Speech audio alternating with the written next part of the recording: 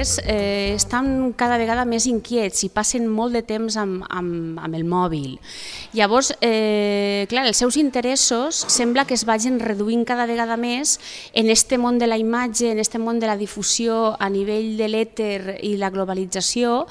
i hi ha una mancança important, un desconeixement d'este món, de les possibilitats que dona, que són immenses, però també dels riscs que té. Sí, a veure, jo ara mateix no sé en què podré treballar, a què em vaig a dedicar, perquè estic segura de que el treball en el que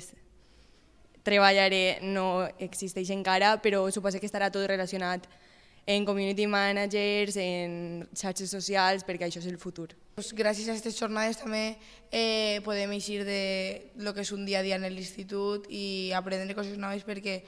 això per a nosaltres va ser molt útil perquè és el futur. L'objectiu d'esta ponència que em van traslladar tant des de l'institut com des de l'Ajuntament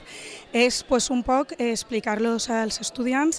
la realitat del món de l'emprendiment. Avui en dia, per qualsevol faceta de la vida, evidentment ja no podem oblidar que internet existeix i que és una ferramenta de la qual tenim que servir-se